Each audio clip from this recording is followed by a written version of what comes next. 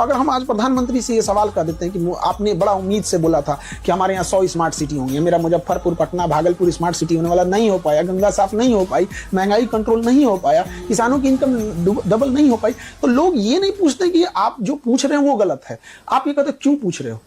अब हमको ये नहीं समझ में आता है, तो शायद हमें लगता है कि हमसे गलती हो गई, हमें ये सवाल सी जिनपिंग से पूछना चाहिए या डोनाल्ड ट्रंप से पूछना चाहिए, क्योंकि हमारे यहाँ तो लोग नाराज हो जाते हैं, या तो फिर हमको मनमोहन सिंह से पूछना चाहिए, नेहरू से तो पूछेंगे नहीं। तो हम कहां जा रहे हैं। लोकतंत्र की असली चीजें तो यही होती है। यदि हम आपको नीचा दिखाने की कोशिश करें, यदि हम आपको मतलब राजनीतिक रूप से प्रेरित होकर बात बोले या बदतमीजी वाली भाषा बोले, जरूर सवाल कीजिए। हम यही कह रहे हैं कि आज 5 रुपया जो 1 रुपया किलो चावल दे रहे हैं, 2 रुपया किलो गेहूं चावल जो दे रहे हैं, 5 किलो भात, उसको पकाने के लिए 1100 रुपये वाला सिलेंडर लग रहा है। जो लोग बीजेपी के समर्थक हैं वो खासतौर से उन लोगों से आपत्ति जताते हैं जो सिर्फ और सिर्फ आलोचना करते हैं प्रधानमंत्री की या बीजेपी सरकार की।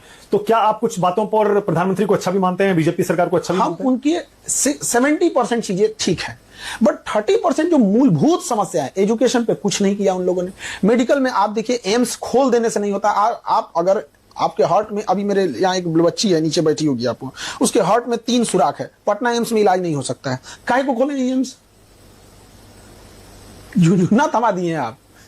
सब में क्या फर्क है? यहाँ नहीं हो सकता उसका इलाज पटना एम्स में, और यही पटना एम्स लिख रहा है दिल्ली एम्स चले जाइए, तो दिल्ली एम्स में तो भरेगा भीड़।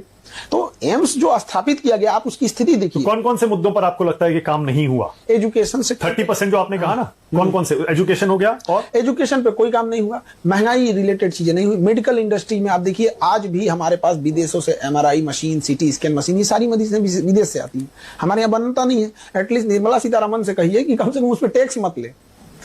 अब एक बात बताइए, कोई MRI मशीन वीडियो गेम खेलने के लिए लाएगा? जो बड़ी बीमारी है उसकी जांच करने के लिए लाएगा, उस पर क्या जरूरत है टैक्स लेने की? आप कहते हैं एक और बेटी पढ़ाओ और बेटी बचाओ, अब बेटी के ऊपर एजुकेशन पे 18% GST ले रखे हैं।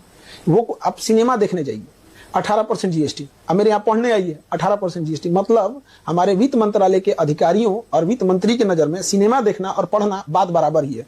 Entertainment and education same tax, ये तो गलत चीजें हैं ना। आप हम किसको बोले? जिनपिंग को?